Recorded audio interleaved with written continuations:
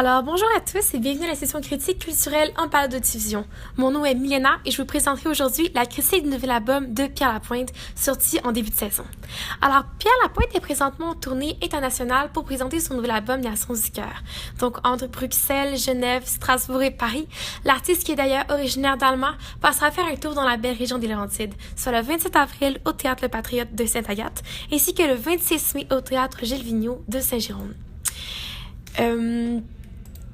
Alors, La Science du cœur comporte 11 morceaux totalisant environ 35 minutes d'écoute. Petit fait cocasse, dans la pochette de l'album, on retrouve une petite note en coin de page qui invite l'auditeur à écouter les disques sans interruption, d'un bout à l'autre en fait. Ce qui est cocasse, c'est que lors de l'entrevue à l'émission On dira ce que l'on voudra de l'émission de Rebecca McCotten sur ici Radio-Canada Première, Pierre Lapointe a raconté qu'écouter son album sans interruption est devenu une espèce de défi chez ses fans. Puis c'est drôle puisqu'en tournée, il se promène puis les gens viennent le voir pour lui dire « Hey, j'ai réussi ton défi » ou « Oh non, je n'ai pas été capable ». Alors qu'à l'écriture de la pochette, la note a presque été laissée comme plaisanterie. Mais par contre, Pierre Lapointe en fait aujourd'hui une revendication pour défendre son art, qui est la musique. Lors de l'émission de Rebecca McCotten, il a d'ailleurs proposé la remarque à propos du fait qu'il était dommage, puisque dans le monde d'aujourd'hui, on s'assoit plus pour écouter un disque dans le but de profiter d'un temps d'arrêt pour apprécier tous ces détails, alors qu'on le fait, par exemple, avec une œuvre cinématographique, par exemple. En tout cas, personnellement, j'ai réussi des défis et je vais vous faire part des réussites et de mes critiques que comporte l'album. Alors, pour commencer, en ce qui concerne les thèmes abordés, le disque est une large critique envers notre mode de vie d'aujourd'hui. Bien entendu, on pouvait s'en douter, étant donné le profil marginal bien connu de l'artiste. Mais par exemple, lorsqu'on écoute la pièce Nos jours répétitifs de son album dernier, Paris Tristesse, on reconnaît les interminables, mais pertinentes et justes critiques envers particulièrement les relations interpersonnelles, la culture des vices, et plus particulièrement dans cet album-ci. Ce qu'on va vraiment parler, c'est des dénonciations de la perte de conscience volontaire des générations d'aujourd'hui, dans le but de fuir la réalité. On connaît Pierre Lapointe étant un personnage assez mélancolique et cynique. Je crois que cet album démontre sa maturité en tant qu'artiste et homme de 36 ans aujourd'hui. Par exemple, si on analyse le message de la pièce vedette nommée La Science du cœur, on comprend que la jeunesse, la frénésie qui l'accompagne représente une source en fait de malheur. Et que le charme de la jeunesse, ça mène aux invitations d'autrui, puis ça, quand on y succombe de façon répétitive, il veut exprimer la jeunesse, les jeunes adultes qui deviennent avec un cœur brisé, en fait. Donc, ce qui pourrait expliquer la crainte collective d'attachement avec un partenaire amoureux. C'est la peur d'être blessé, en fait.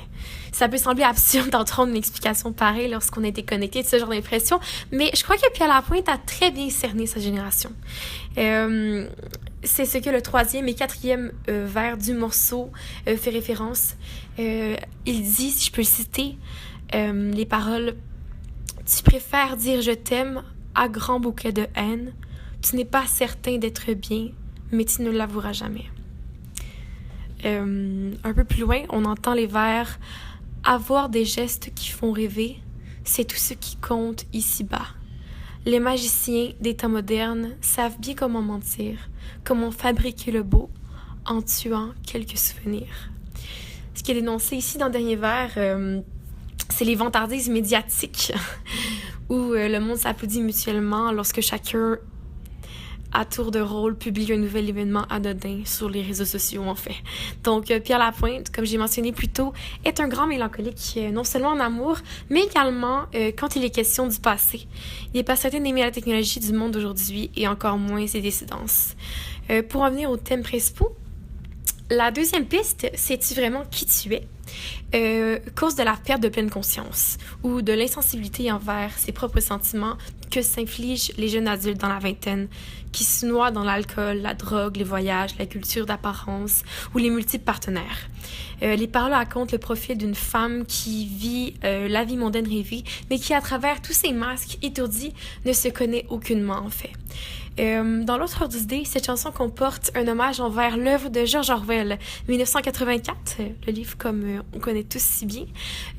On entend à travers le dernier couplet la phrase ici que je vais citer, tu es né en 84.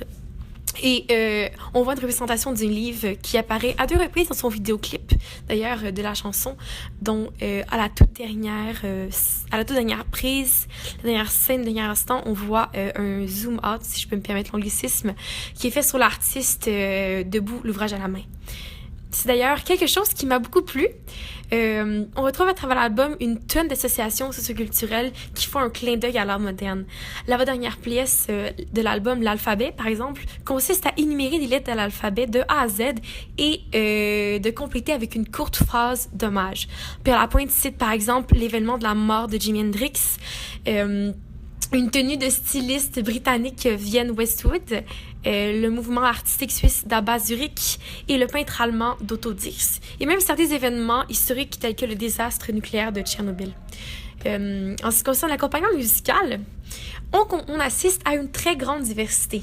Le classique de Pierre Lapointe, l'accompagnement au piano pour les ballades, par exemple, qu'on pouvait retrouver avec son dernier spectacle Seul au piano.